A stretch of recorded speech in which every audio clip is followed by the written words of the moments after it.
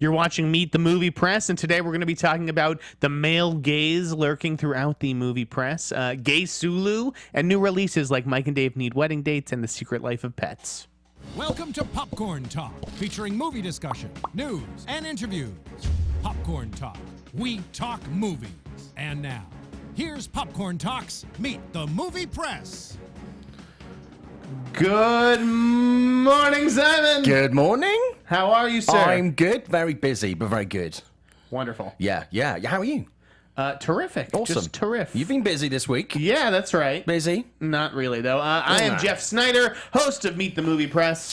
Follow me on Twitter at @TheInSneider. I'm Simon Thompson. I co-host Meet the Movie Press, and you can follow me on Twitter and Instagram at ShowbizSimon, or on Facebook. This is Simon Thompson. So what did you mean by I've been busy? I literally have not done anything all week. We were just talking about, you were like, have you seen this? Have you seen this? And I'm like, oh, well, you're yeah, like, done, nailed it. That's all I have time for is to watch movies. That's okay, though. That's cool. That's what we do. All right. Well, I mean, there's a lot of stuff going on this week. Some interesting stuff, actually. Yeah, it was a slow news week, but there was plenty to talk about. Chit chat. Thanks to a trio of pieces, which I think is, we have to start the show with really what everybody's talking about. Okay. Within film Twitter. Is it the release of Mike and Dave? Yeah, that's okay, exactly cool. it. Yeah, no, okay, the other thing. There were three articles written relatively recently. Yeah. By three male writers. I don't know Rich Cohen's orientation. Not that orientation really matters to this, but like Owen Gleiberman's straight, Wesley Morris is gay. I don't know what Rich Cohen is. So Variety's Owen Gleiberman wrote a story about Renee Zellweger. Yeah. And how she looks different to him in the Bridget Jones trailer, and how it's okay for Renee Zellweger to look different, but now Bridget Jones looks different, and that's too much for Owen's brain to handle. That she looks. I saw that. Yeah, that she looks older after aging 10 years or whatever. Yeah. Vanity Fair's Rich Cohen wrote a profile about Margot Robbie tied to the release of Tarzan and Suicide Squad this summer. She's doing a lot right now, so yeah. And it was very just like fawning all about her looks. And then Wesley Morris. I don't really, honestly, this was the one I didn't get because I love Wesley and have been a Wesley Morris and big fan of his. He won the Pulitzer.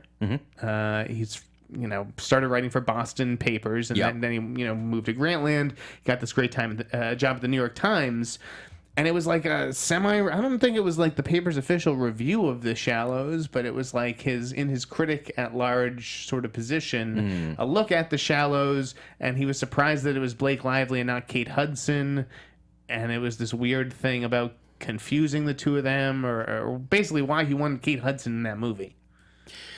Yeah. I mean, you didn't read that one, no? No. But I mean, from the summary that you said, we can all recast movies with who we would rather have seen in roles. That's great. It just didn't happen. I get the fact that blonde woman. If you're looking for a blonde woman in a bikini, that is totally interchangeable. I love The Shallows. I think it did okay. I think it should have done better because it's a really great movie. I think it's overshadowed this summer. But Blake Lively is someone I've really personally not given a lot of kudos to, a lot of credit to in the past. I find her stuff is good, generally. Sometimes very good, but often okay. I think she's been waiting for a movie like this to put her front and center. She hasn't had the chops. We all got a taste of what she can do in The Town, and then I didn't see Adeline. I think my mom really enjoyed it though, and obviously I haven't seen the Sisterhood of the Traveling Pants movies. You haven't? I haven't, as a matter of fact. They're actually not bad. Okay. Coming from a grown man and not a teenage girl. Either way, it was just like I didn't get the piece. I didn't get sort of what it was going for. He took a lot of flack for it, and just the New York Times in general is sort of, I don't know. I don't know if there's a dumbing down going on. I would probably get it more from if it was a case of her doing a bad job in the movie, and she did not do a bad job in the movie. She's good in the movie, so I don't see the point. It's just a recasting piece. It's making a story out of something that's not a story, if you know what I mean. It was just kind of like, I don't know, it was mean-spirited and atypical, from Wesley. The other two pieces, I think, were a little bit more problematic than that one. the Rich Cohen Margot Robbie profile obviously took a lot of heat. Jen Yamato at the Daily Beast did a great job, sort of talking about a few, these She's three a great pieces, journalist. as well as Yeah. LA Weekly's piece on Sky Ferreira. It was just, we know Margot Robbie's beautiful. We see her on the cover of the magazine. It just was a lot of words, and then people, I think Lindsay Barr went through Rich Cohen's history and sort of saw this style of writing in a lot of his profiles, including one about Alicia Silverstone. Yeah. When she was only 18 years old, and I don't want to say that women don't write similar profiles about men, because I think that they do. Yeah. And movie stars, they are trading on their looks. So I think that it's fair game for them to be discussed, but there's certainly a line to it, sort of a tricky balance that you have to strike.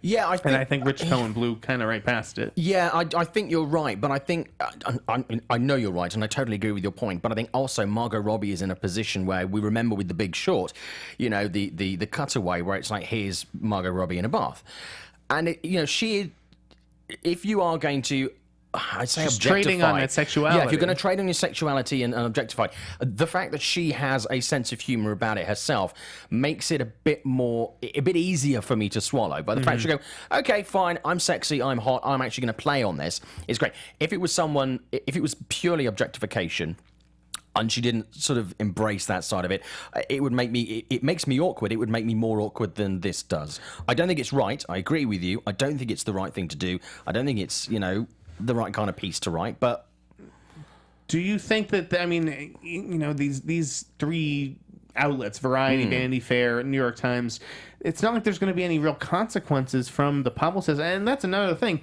Everyone sort of gets up in arms on behalf of Margot Robbie. Has she come out and said anything that she didn't like the piece? What if she liked it? Well, not as far as I'm aware, certainly. But I'm just kind of surprised to see that. The thing that surprised me most of all was the fact that this was a Vanity Fair piece, because their editorial tends to be more cerebral and very interesting and very considered. I'm not saying this was a frivolous piece by any stretch of the imagination. Obviously, thought was put into it, but their editorial tends to be of a higher level rather than a purely physical. Let's take 6 letters out of that word, though. Editorial, editor. Well, where are the editors in some of these positions, and how come they're not really getting any flack? You didn't see anybody talking about Graydon Carter as the editor of Vanity Fair, right? I'll tell you. Here's my take on it. Yeah. It's because if it wasn't the piece that it was, would we be talking about it? No. This has got Right, is more this what they want? talk about it. Yeah, I think everybody wants this. You want a story that's going to get people talking. And Even if you it's are in willing... a negative way. Like, I was curious about this with regards to Owen's piece. Cause, Yeah. So, a few weeks ago, I read Owen's book, Movie Freak. I loved it. I think that we actually have a lot in common. And Owen was sort of very frank about his sexual issues in the book. Okay. And just his way of sort of looking at the world and his interactions with, members of the opposite sex. And so the piece that he wrote didn't necessarily surprise me. I've been guilty of this too. So I was I think it was a Variety intern and still writing for Ain't It Cool News when The Grudge 2 came out, Simon, and I wrote a piece about a review of the movie, and it said something mean about Amber Tamlin's teeth. And it was like a total low blow, unnecessary potshot. And I felt bad about that for the last 10 years. It's haunted me. There's a certain way to talk about actors and actresses as they look, but this was such an attack on Renee Zellweger, and obviously she does look different. Yeah, she does. But Well, that was pointed out about 2 years ago when she attended an event. Because I remember personally, I'm guilty of commenting on it on Twitter by the fact that Renee Zellweger no longer looked like Renee. I think my exact comment was the fact that in a Renee Zellweger lookalike contest, Renee Zellweger would currently come last because she physically looked so different. But I think we're just not as forgiving of women when they age, or if it's the case for some women they have work done, we're much less forgiving about it for women than we are for men. right. And I would like to see that change. I don't know if that will change. I mean, there's always whispers about everybody. But yeah, women obviously seem to take the brunt of it. And I don't know if it's because, as sort of Jen suggested, the people writing most of the pieces online or for magazines, newspapers, are men. She says the problem is that outlets need to hire more women. Well, we've said that before. I think that's the case. But I also see a lot of comments about, say, Leonardo DiCaprio. Well, Leonardo DiCaprio is going, is between roles and he's going on holiday and he's got a bit of a beer belly going on. We all have that. People aren't willing to look at that and comment on his physicality and go, oh, he's let himself go, or Jack Black, or that kind of thing. So it does work both ways. I think it just tends to hit harder when it is a woman, and I think having more female journalists will adjust that. But I know a lot of female journalists who work for magazines and newspapers who will quite happily write pieces about women who go out looking less than perfect when they go to the shop. If you work for the Daily Mail, if you work for, some of the celebrity magazines and papers like that, they are more than happy. Female journalists are as guilty as writing these negative pieces about women as many of the men journalists are. But it's just in a different way and not in a profile piece. Yeah, that's fair. Anyways, these are all sort of interesting questions, but I think, I just didn't hear enough this week about sort of editors. I mean, a lot of Variety's top editors are female. Like, how does and when a piece like this hits and there's so much negative reaction, is it considered a good thing because it's gotten people talking and it's driving people to the article, or is it a bad thing? Is there a little shame involved? Like, THR came out and ran a story from Rose McGowan, she's like taking up the cause, and she's a social justice warrior now, if you will, to use the SJW terminology. But, did you read that? Yeah, I did, and I think all her points in that, and this is not the first time she's done it. I think she talks a lot of sense. What she says, whether you agree with it or not, it does make perfect sense, and her argument is a strong one. I don't know if this is ever going to change, but like you say, is it a good thing or a bad thing? I think it's both. I think someone probably somewhere along the line weighed it up and went, we're going to get some shit for this. However, everybody's going to talk about it, and they are. And people will buy the issue, or they'll read it, or they'll, perhaps people who wouldn't have bought Vanity Fair. The ones that only come along, like people like you and I, who buy it when there's a Star Wars cover or something like that. We will then that's when I buy Vanity Fair. But I think it's weighing up the pros and cons, and I think they've obviously gone, this is going to get people talking. And it's funny that THR offered her that space too, though. Yeah. Like, they would love to take a shot at a rival. It's that kind of subtle stuff. Pay attention to it, gang, because it all matters. And obviously on the show, we discuss the movie press. It's not all about scoops. Nope. There are the people like Owen who are critics and write sort of, their critical thoughts on things. Vanity Fair's Rich Cohen does profiles and interviews. Wesley Moore, there's a lot of different roles now within entertainment journalism. Well, Gregory in the chat says negativity is driving our culture. People love to be upset, and it gives things more traction. I think that's absolutely right. It's true. It's hitting unfortunate. the nail on the head, yeah. Anyways, we can move on. Speaking of things that people were... Just finishing on that. Sure. To give you another example, to go back to Blake Lively, I wrote a review for The Shallows for IGN a couple of weeks ago, and some of the feedback... You put a link in the chat. I did, and some of that, I wrote a piece saying that basically in that film there were moments in the film where she was running slow motion in a bikini, and clearly I was like, I know what those have been put in. They've been put in there to sexualize. So I said, some people are going to use that as for their alone time, And someone was like, this is outrageous that you suggest that we might go and watch this film and then save that memory and then masturbate. And then someone else was like, I'm totally going to watch that movie, save that memory and masturbate. So I'll tell you, it was really funny. The audience is as guilty as the writers, I think. I saw Ghostbusters last night, and I can't talk much about it, but the way that the women treat Chris Hemsworth in the film, like if the male Ghostbusters treated Janine like that, I saw Bad Moms there would be last night. So many fucking articles about it. Yeah. I like that the movie sort of plays with gender like that, but at the same time, you just know if things are like different. I say, the same with Bad Moms. I mean, there's objectification of men in there. It does work both ways. It is not right, but it happens on both sides. More so towards women, though. Is it pandering? Is Hollywood pandering to the PC armies? No, I don't think so. I don't know. I think if they were, we'd see less films and we'd see less of it in things like Ghostbusters and Bad Moms. And on that note, so apparently a movie you're seeing in a couple of weeks, neither of us have seen it yet. John Cho said that Sulu is gay in Star Trek Beyond. And I guess Justin Lin, or I don't know who, but maybe it was Simon Pegg, the writer. Simon Pegg was a co-writer, Simon Pegg did it as a tribute to George Takei. Indeed. And who Sulu in the original show was not gay, but obviously he was in real life. Right, he was, obviously closeted and dealing with all kinds of stuff while he was filming Star Trek. And so George came out and said, it's really unfortunate that they had to do that. I can get... like, the character wasn't written that way. And now they're sort of appropriating his sexuality to appease the PC crowd, so to speak. Yeah. I get that. I don't think at the end of the... I totally get what George is saying, and I'm a big fan of him, a big fan of his work. I get it too. To me, it feels like an empty gesture.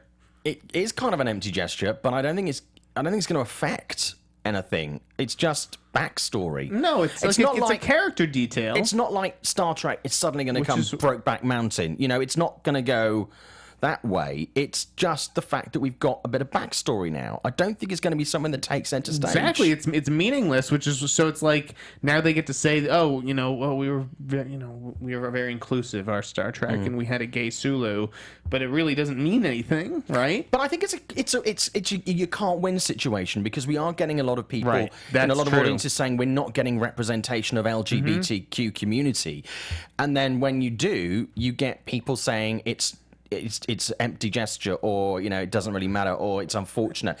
So I think you're damned if you do and you're damned if you don't. I would just like to see, if you want to have a gay character in there, write a gay character. Don't just take someone whose sexuality sort of isn't being used really, like Sulu, and say, because we're not making him super straight in these movies. Yeah. We'll just make him gay, and then it's a win. Like I kind of agree with George on this. It feels.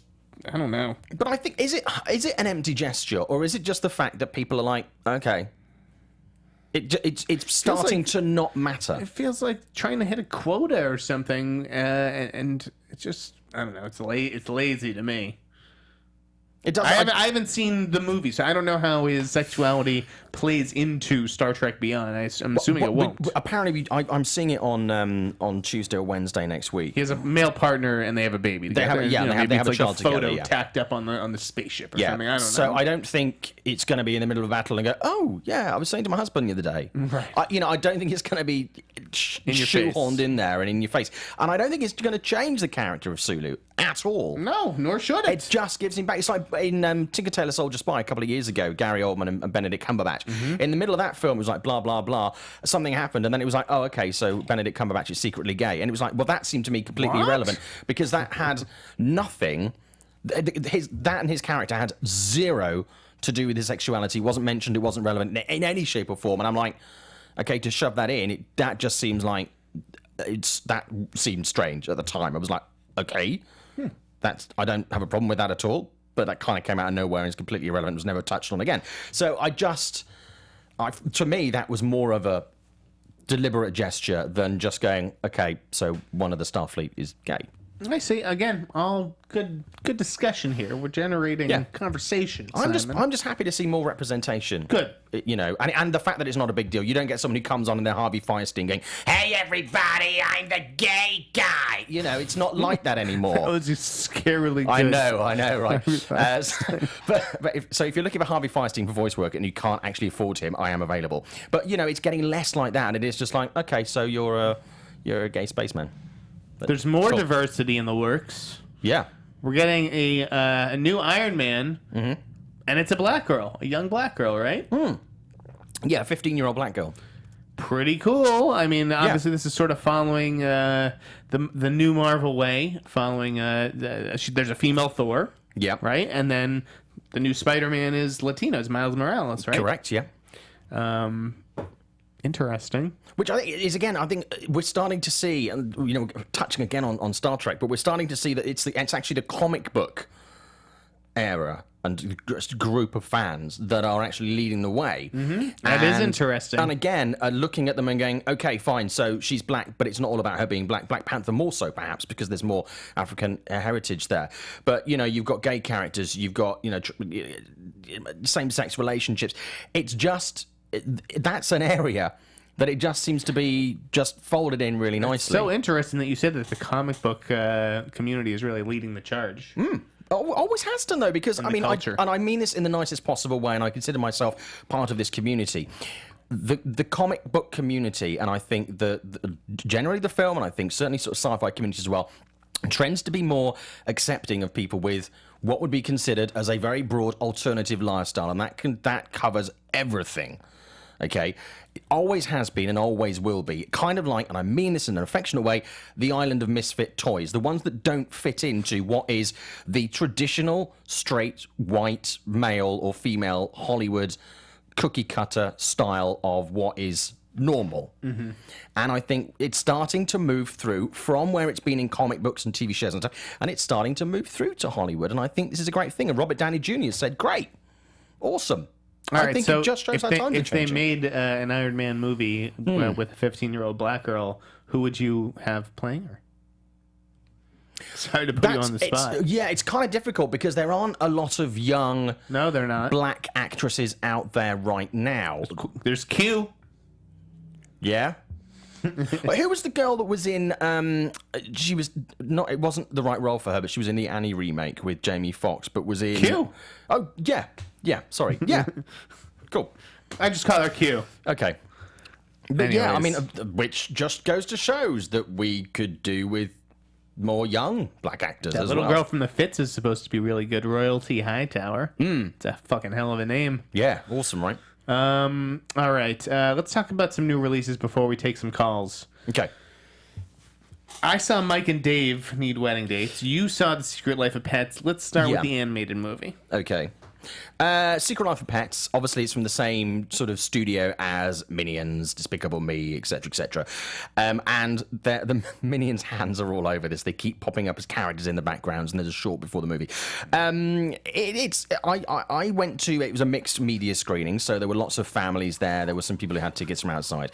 And I genuinely really enjoyed it. Animated movies can sometimes be, yes, that was a good animated movie, wasn't so much story, but there are a lot of characters in here. It is brilliantly written. I mean, some of the visual and sort of written comedic beats are exemplary. Does it live up to the Minions Despicable Me brands? I think it's better. I think it's, well, does it live up to? Yes, it does. I think it surpasses that because I think it has an intelligence where the other ones have a simplicity, where Minions is really about slapstick.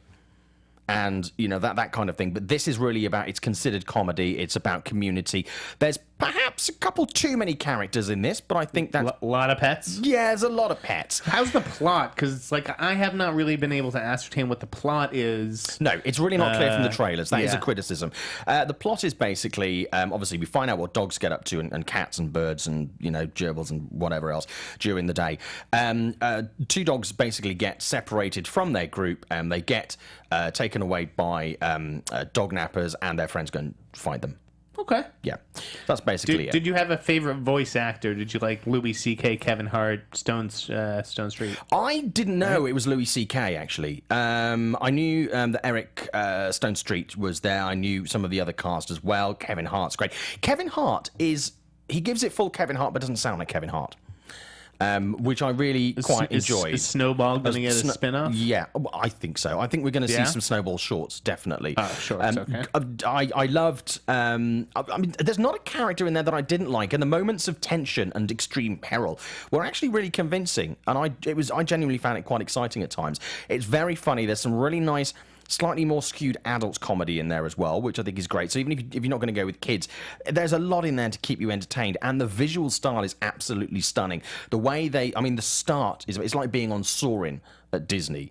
It's amazing. So I do recommend seeing it on a huge screen in 3D and sitting quite close because it really is it's hugely immersive, which is really odd. And the design is beautiful. It's a very sharp script. Probably about 10 or 15 minutes, just a little bit too flabby. Yep. But I loved it. It's done really well opening night, 5.3 million on Thursday. Ooh, which dropping is strong. box office bombs up in And we're here. looking at $80 million. So I think this is going to be a new franchise for Universal and the animation studio. And the voice cast, they nail it. And it's nice. It's a strong cast, but it's not all going for like A-listers and stuff like that. There's a couple of surprises in there, and the characterization I thought was great. It was clever. It was sharp. It was. Dare I say, it's my favorite animated movie this year.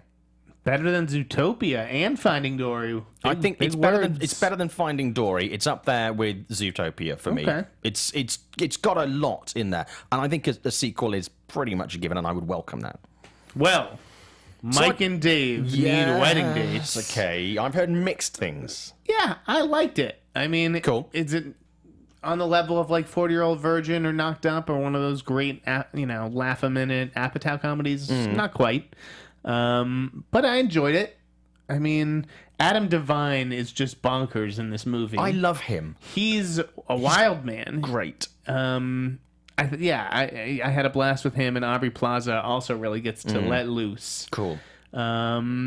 Yeah, I thought it had a fair amount of laughs. It had, a bit of sweetness in it. I was actually surprised about Efron, who's really just playing the straight man. I mean, he doesn't have much to do, and it seems like he's actually not in it nearly as much as Adam Devine. But yeah, I really like the supporting cast. It's a fun hour and a half at the movies. Okay. Is it pay to go and see it in the theatre, or is it watch it on a plane? Is it does the audience laugh along with you? I think it's above a plane movie. I mean, I think it's a movie that you want to see in the summer when you just have a couple hours to kill and you want to laugh with a bunch of other strangers. Like, a comedy's good to see in a crowd because I think that laughter is infectious. I think we've been really lacking some strong comedy this summer. Yeah, no, I think that this fits the bill. I mean, okay. What else was there? There was Central Intelligence, which I wasn't a massive fan of. Yeah. There was... God, what else has there been? Yeah, I mean... there hasn't been... we've obviously got Bad Bombs in a couple of weeks. Anyways, Ghostbusters. Those are the two movies that come out this weekend, along with Captain Fantastic, which I really want to see, with Viggo Mortensen. Cell, which has been on VOD for a while. It has. And Fathers and Daughters. Yeah. So, a little bit of something for everybody. And then quickly, before we start taking calls, I saw the BFG this week. Okay, what did you think? It was terrible. Really? I could not believe it was even fucking directed by Steven Spielberg. I sat in this movie and just turned to my friend and was like, what are we watching right now? So what's the problem with it then? Because out of Cannes, it had really strong reviews, and I've seen from a lot of people that I was quite surprised liked it, and a lot of writers who I thought were automatically going to like it, kind of because it's a Spielberg movie. It was just like, I don't know, whimsical nonsense. The girl, I thought, was kind of like mugging. First of all, I mean, she's a stand-in for Spielberg. Right. I mean, it looks just like a young Spielberg, this little girl.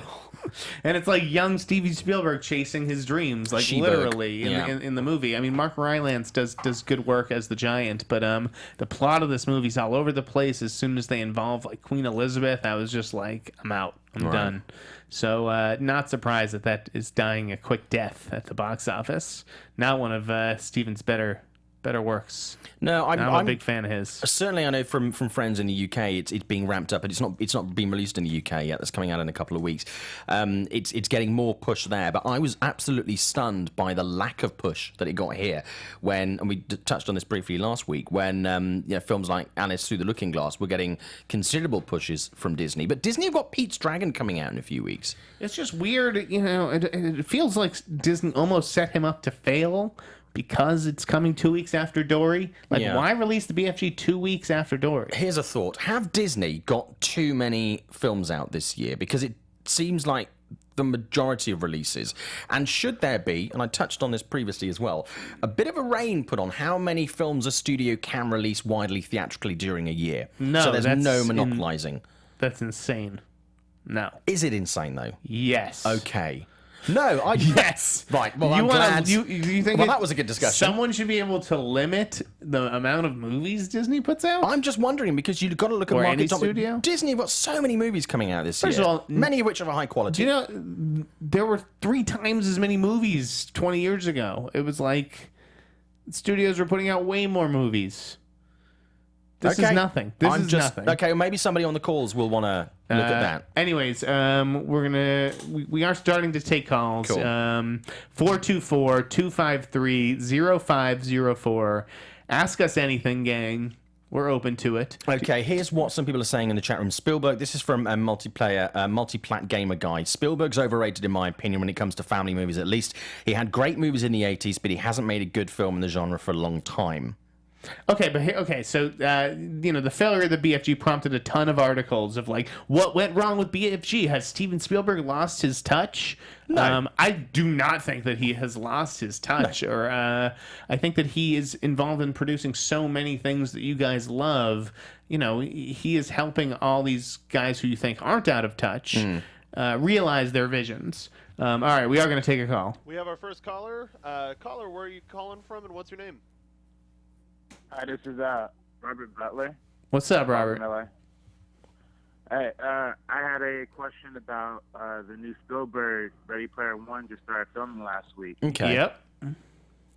So what are you guys' thoughts on the production? I just finished reading the book, and it was really interesting. So Well, I just finished reading the book too this week. I fucking love the book. Again, this was a book that I've had on my shelf for 2 years, 3 years maybe. And I was just too intimidated to read it. I felt like I wasn't going to get the references. A lot of the stuff was going to go over my head. I just don't read those kinds of books. It's not what I'm into. And I gave it a chance, and it really was wonderful. I think that the cast, and I read it with the people in mind, like with Ben Mendelsohn and Ty Sheridan and Olivia Cook, all these people. I think it's going to be a really special movie. It's all about how Steven utilizes this Magic Leap technology, which is going to sort of simulate the Oasis, the virtual reality world at the center of the film. What about you, Robert? Oh no, I think it has the potential to be really great. Again, I didn't think I'm a bit younger than than the book has a lot of references to, but it clues you into a lot of the 80s references and stuff. But I was a little it was a little concerning how there's sections of the book that reenact classic movies. I wonder if the rights for those movies are going to come into play in the production of this. That's a good question. I'm sure that Steven Spielberg can call in a few favors if anyone in this town can. I don't know if it'll end up being War Games or something else. I think who owns War Games? Maybe that's MGM. Yeah. I don't know. I know Steven has said he's not going to discuss or use his own movies. It's funny. I'm not that familiar with a lot of the references either, but this week I had a chance to play a modded Xbox that has all like the Nintendo and Super Nintendo games, and I played Joust, which is a big part of Ready Player One. Terrible game. I was like, what the fuck am I playing? Most of the games from the 80s were shit, to be honest with you. Anyways, very, very excited for Ready Player One, and thanks for giving me a chance to talk about it. Have a good weekend, Robert. Dino has said Ready Player One We'll take the next equals call. Charlie and the 80s Nostalgia Factory, which I think is fair.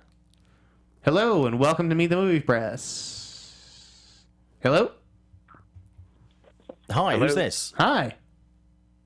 Hey, it's Mike. How are you? Good. Hey, How are good, you, Mike. Mike? Good. I just was curious because I was thinking about this the other day. With the sort of success of Hamilton in terms of like on Broadway, but also like culturally, there's a lot of talk about it. I'm curious, is there any talk in Hollywood about really just doing any movies involving colonial times, Revolutionary War era pictures in general? Because there's very few of them even out there. I think yes. I think the answer to that is yes. I think that the George Washington movie will be in theaters before 2020. It's 2016. Yeah, I see a George Washington movie being made in the next 2 to 3 years. I don't know who that will be. If it'll be Bradley Cooper. Really? I can actually see it. Yeah, with the wig. Okay. He has a kind of like regal, old timey. Anyways. Yeah. Okay. I'm just curious to see who's going to direct it. If it's going to end up being like that 300 style Zack Sneider approached, or Darren Aronofsky wanted to do one for a while. You can just if that happened though, you could just imagine the articles coming out. That was not historically accurate. Really?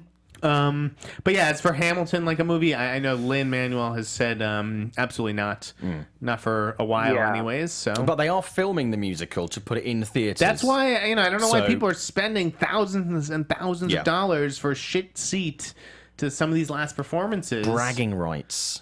Yeah, like It's a pissing contest. I saw Hamilton with the original cast, but it's like Yeah. we're all going to get to see it because it's being filmed. Yeah, and in 5 years, I know that takes away part of nobody it, will but care.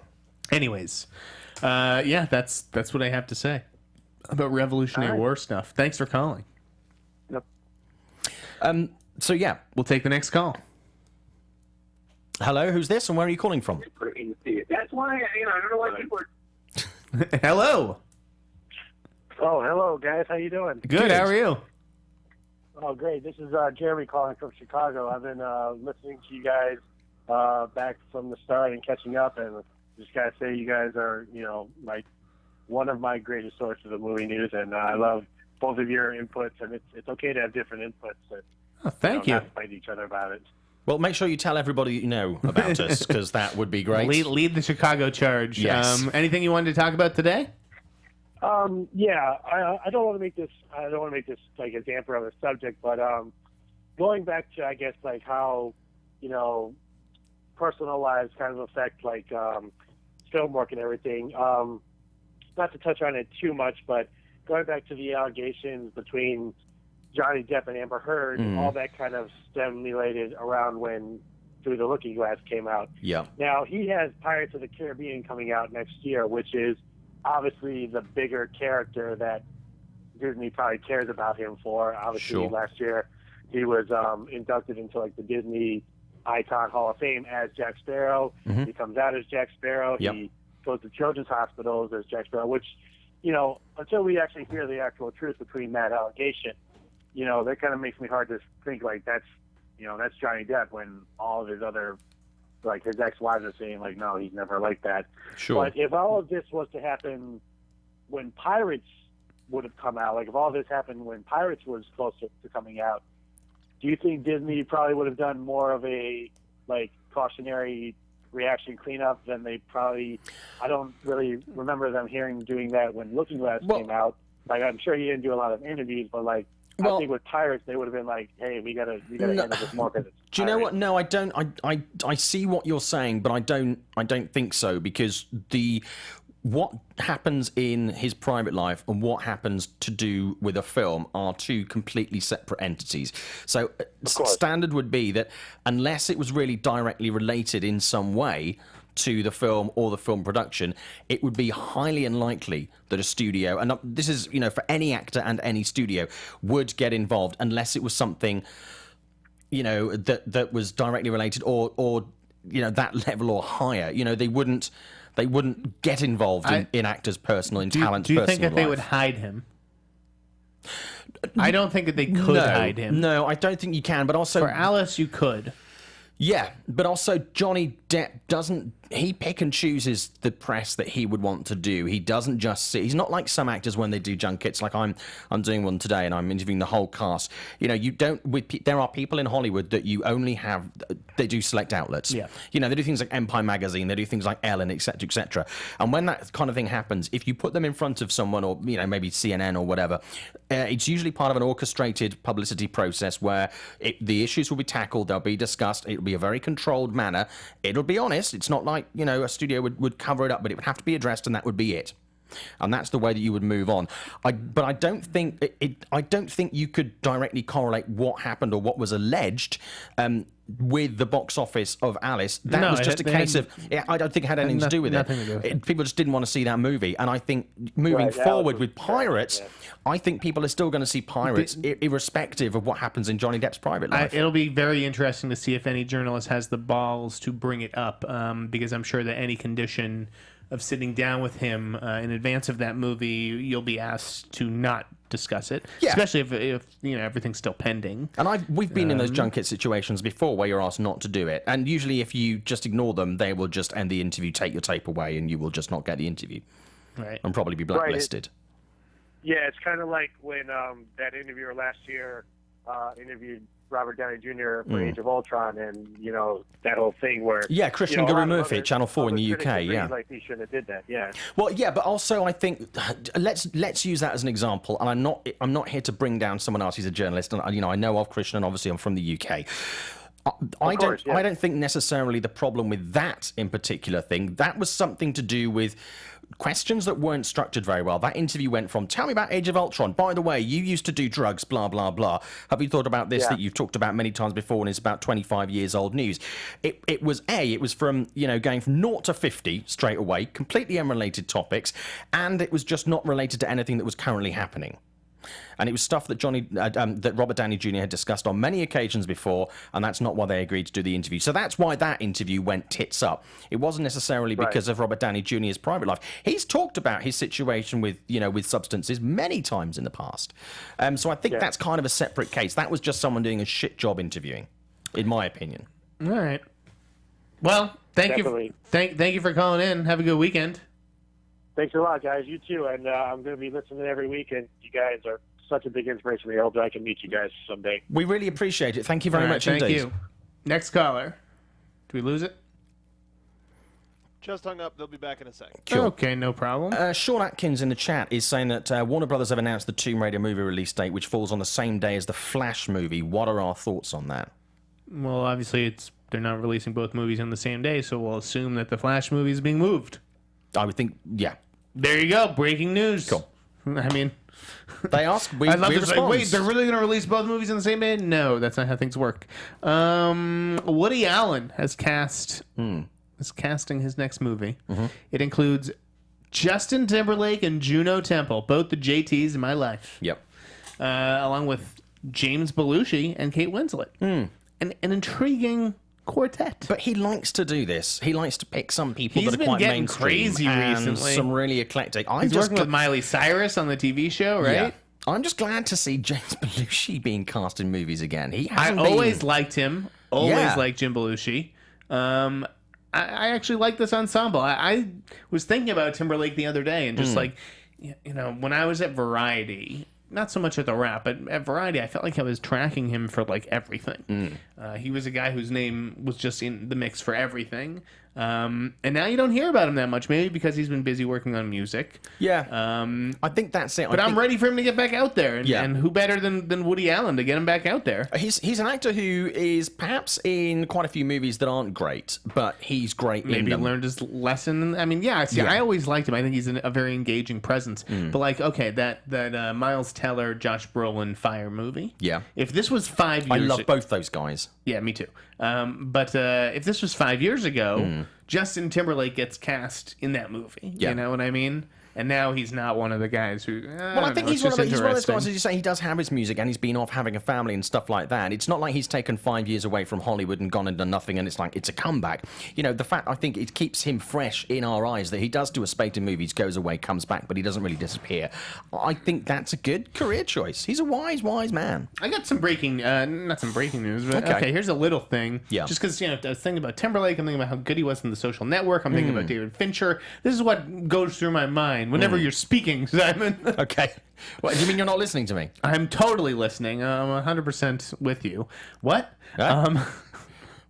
So, I feel a bit hurt by that. I was just teasing you. Okay, fine. That's a bad segue. I think that went very well. Justin Timberlake, David Fincher, etc. I hear that HBO is reviving both the Fincher projects that it had put on ice. Without David Fincher, though. Interesting. Yeah. I did not know that. So I hear that HBO is bringing back Utopia, and that they are going to work on that, video synchronicity. There's 18 titles to that show. Living on Video, Video Syncrazy. I don't know. Either way, I hear that they want to redevelop both of those. Okay. Pretty intriguing. Well, talking of redeveloping things and TV. Segue. Boom! Back in the room. You weren't even listening to what I was saying. What was that? You had that all queued up. I listened to you. The Warriors, one of my favorite films of all time. There we go. Good transition. Wait, we have a call. Oh! We'll take the call, and then we'll talk about the Warriors. Yeah. Caller. Hey, guys. How's it going? Good. How are you? Not too bad. This is Sean from Kingston, Ontario. Yeah, Sean. What's up? Nothing much. Now, over the last couple of months, there's been a lot of talk of reshoots and how this could be a lot of trouble for productions. And the thing that's been really bothering me is I think a lot of these sites are using the term reshoots as a blanket term and not actually referring to what's actually going on. Because, World War Z undertook reshoots. Right. They had to actually reshoot the entire third part of the movie. But when you hear about the reports coming out from, say, Rogue One or from Suicide Squad or any other production you hear about them actually adding additional footage and adding new scenes potentially, or adding segments to already included material. Now, that to me is different because that means that they're actually adding more material to an already possibly great product, and people are automatically assuming it's the worst. I just wanted to hear what you guys thought about what is going on with a lot of these different outlets that are just automatically assuming that it's bad news. I think some of it is a lack of comprehension by some outlets of exactly what a reshoot entails. I think it's a lack of knowledge of the industry. I mean, most films will do additional shooting, whether it's pickups or redos, etc., etc. It's not uncommon at all. Scale obviously can differ from film to film. Sometimes people do, it gets as late as doing test screenings, and they realise that what they've already got as an ending is not really working, so they want to pull something else out of the bag. And sometimes reshoots are done, really late. A really good example recently was The Conjuring 2, where right up until 3 months before the film was complete, they actually then changed one of the characters and reshot a load of that. So, right, with the nun. Yeah. Well, the nun wasn't in it. She was just a demon. And then they were like, let's put in the... They added that whole segment. Yeah. So I just think it's... Some people look at it as a lack of comprehension, but... of how film works, and they just see it as a negative thing, but it's not a negative thing. A lot of classic movies have had reshoots. A lot of classic movies. It's not uncommon at all. I mean, again, this is the problem with the media today, and that the process gets over-reported, I think. As every nook and cranny is sort of fair game for reporting these days. Yeah. To me, it's like, as an audience member, it's one thing for reporters and critics to sort of worry about this stuff. As an audience member, enjoy the movie that they release. Don't worry about reshoot. I don't think it's indicative of anything. Just judge the film by whatever they put on screen. Rogue Knight in the chat has just said the reshoots are different to pickups. Yes, they are. I know that. A lot of people don't know that. Some people misinterpret pickups and additional shooting for reshoots. Yeah, when did reshoots become a dirty word? It is just another part of the process. So, right. It's again, it's the media. Thank you very much. Yeah, thank you. No problem at all. All right, guys, take care. Hey, and you, Angie, thanks for calling. So we have one. We more, have one last call. Yeah, we'll take one more. Last call. Hello, welcome to Meet the Movie Press. Kroll. Oh shit! Justin Kroll, guys, it's been a slow news week because Justin Kroll's been on vacation. Welcome back, buddy. How you been? What's up, dude? I was gonna do something like some character from Crash to try to trick you, but I just don't have the time. I don't know all the characters in Crash, dude. I dropped my car at the oil change. What's been the topic today? Did you break any interesting news that's not really true but maybe is true or something like that? Oh God, that must be a shot at Akira. I don't know.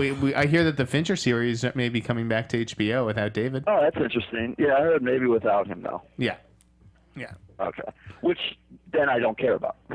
Well, I guess. I mean, it also then stops being a Fincher project. And Terry Winter is before Vinyl got taken off and they replaced Terry Winter, I'm like, okay, now this show doesn't. I never saw Utopia. I've been waiting for sort of the American version. So I am excited that it's coming back even without David. We'll see who they get to run it. Have you watched The Night Of yet, Justin? Oh, it's amazing. Yeah, first it's three. great. I actually watched Vice Principal last night. Oh, you motherfucker. But Night Of, get excited. Everybody should get. I only saw the first one, and it was terrific. Did you watch it, Simon? No, guys. The night. No, I'm just saying. I haven't. The Night Of was originally called Criminal Justice. It's a remake of a British series, I believe. James Gandolfini was going to star in it. Yeah. He filmed the pilot, and then he died. So they, took a few years. They found, they recast John Turturro, and I thought it was terrific. Yeah, absolutely. Anything you want to chat about, really? You tell me. You called in, big guy. What's on your mind? Today, but I was hoping to break something during your show, but someone's taking a fucking time returning my email. Some publicist is going to be listening to this show, being like, "Oh God." I don't know. What? I mean, have you seen anything good, or have you just been living in Michigan? I've been kind of catching up. I mean, I was in Detroit and for my sister's wedding, and did Chicago and a little vacay. I'm trying to think. I mean, you guys talked about Woody thing. I think that cast is getting pretty good. Yep. What do you think about Jim Belushi in that? Controversy. That's what you want to know, Simon? Yeah. Well, some people in the chat have been saying, no, not Jim Belushi. He's done like one good movie, and I'm pleased to see him in it. Yeah. Well, I mean, I guess the thing did you guys talk about Moonfall at all on your last show, the Roland thing? Moonfall, no. So Roland, I was on this thing and it broke while I was gone. And Moonfall, it was just, this crazy idea. I'm amazed someone bought it just because. It's Roland Emmerich's next movie. It's about the moon falling towards Earth, right? No, it's like the moon's like a spaceship actually with aliens in it, and like then they find out and they like come after Earth. It's Independence Day. It's like More fucking aliens. We all just saw what happened with Independence Day. Did you see Independence Day? Never mind. No comment. No comment. Okay, wait. Here's one, Justin. We haven't talked about it yet. There's two stories. Let's talk about the Russo brothers doing the Warriors. For Hulu. We were just about to get to that. Yeah. Justin's a good person to discuss that with. Yeah, well, obviously it's been, it was going to be a number of sort of failed attempts to bring it back Tony as Scott. as a reboot, as a movie. That didn't happen. So now Russo brothers, for those of you that don't know, are developing The Warriors as a 1-hour TV series. So it's going to star Kevin Durant, Steph Curry.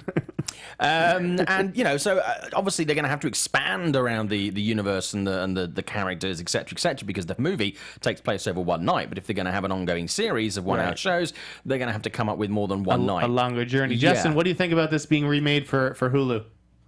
What, is it Hulu or Spike TV? It's Hulu. It's Hulu. Paramount and Hulu. Yeah. Okay. I like it. I mean, there is just certain properties that I just feel like it's a better route sometimes to take. I feel like what can you do differently with the Warriors? The Warriors kind of was like in the zeitgeist and fit the time. Now it just feel like it would be dated. It'd be like Point Break a little bit, like a brand more than an idea. So the TV show, I think, if done right, could be something pretty cool. And in the right hands, it's I think there's. The reason I said Spike is I think they're doing a missed TV series, which I think would be which is a great idea. I just think there's certain I know people are making fun of like Lethal Weapon and whatnot, but there are times where maybe not like as high profile, but more like culty stuff works in that TV world. So yeah, I'm game for it if the right showrunner comes involved and they get a good cast. I'll check it out. I mean, I think that the Russo brothers doing this could be pretty cool. They seem like they have the right sensibility, and I like that this is going to Hulu. I enjoyed 11/22/63. Well, what's good about the Russos is they first came. Everybody forgets they came from TV first. Right. They were Community guys, so they understand the format maybe even better than the TV world. I mean, I guess if you think about it, Marvel is kind of like TV. Like the way it's run, it's almost like a network in a way at their studio with the red rooms and whatnot. And I think that works. And we've seen from obviously their work with Marvel that they're very, very good at handling universes that get quite complex quite quickly and carrying stories through and stuff like that, and really developing characters nicely, even if they're quite small in it. So I'm personally, as a big fan of the Warriors film, I'm really excited about this. It pleased me. Yeah. I'm just glad it's not. And then what was the other one, Jeff? I'm just glad it's not on Fox. The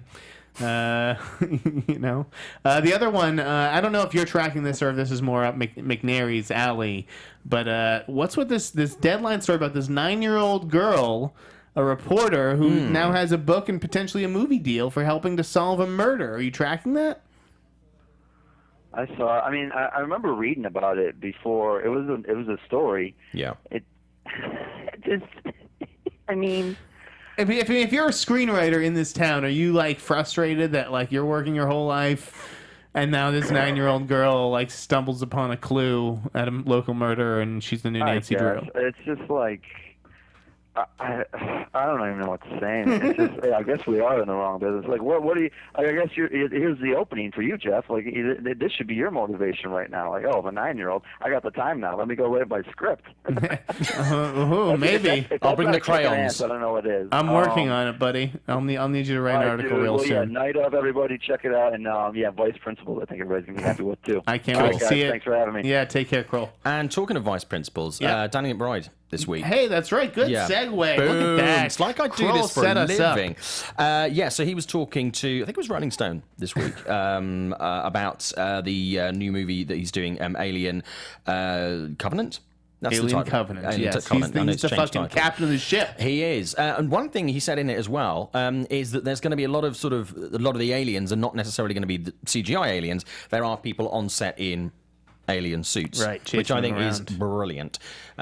We've seen from a lot of films recently that sometimes you can over CGI and it does spoil the magic a little bit.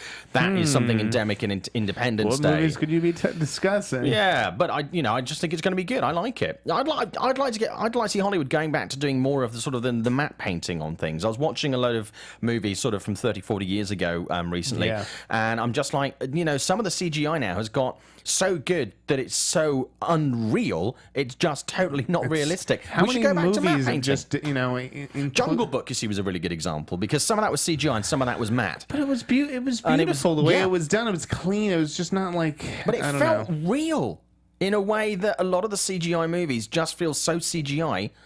It's not suspending There belief. was a lot of CGI in Ghostbusters, gang. I mean, I don't know.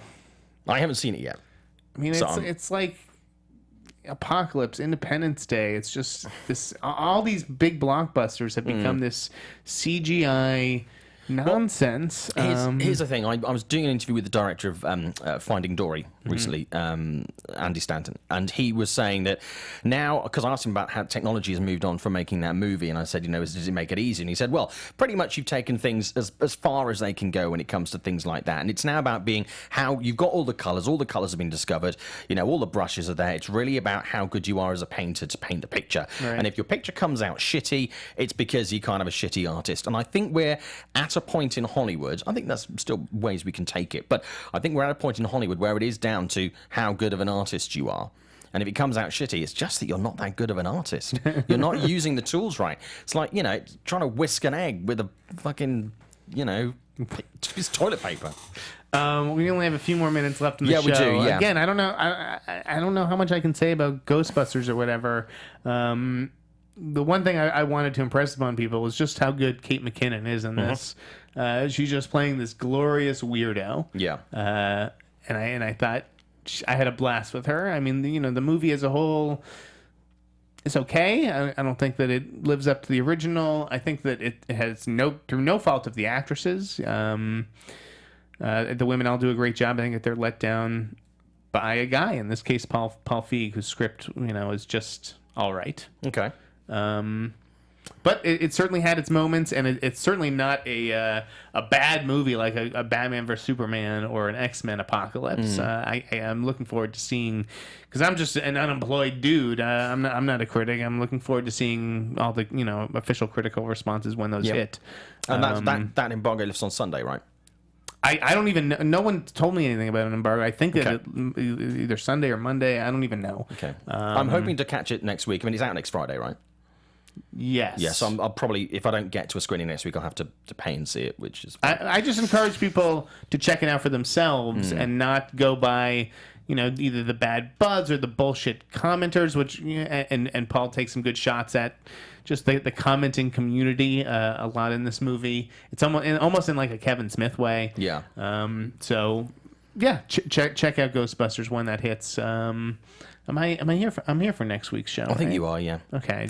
Let's touch on a couple of other things. Yeah. Kiefer Sutherland joining the Flatliners remake. I feel like this has been in the making for months. Yeah. I heard about this when I was still employed. Well, Ellen Page, Diego Luna on the cast, Nina Dobrev, James Norton.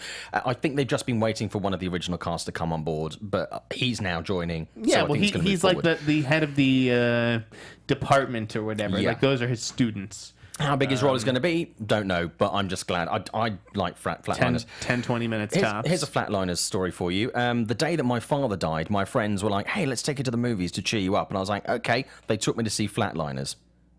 Thanks, friends. Jesus. Yeah.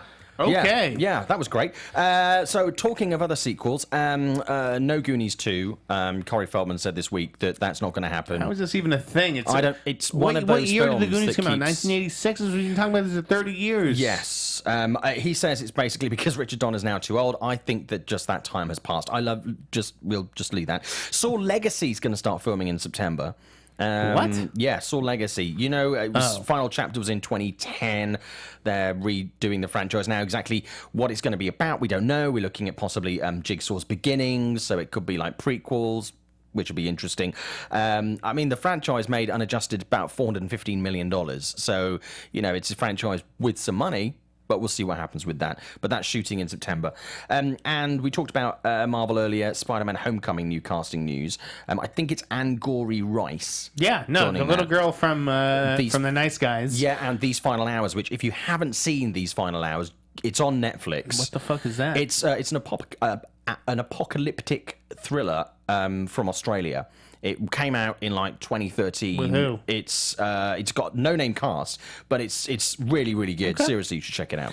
All right, you got excited there, so Yeah. it must be. But yeah, I like that addition to the Spider-Man universe. I don't know who she's going to be playing. No.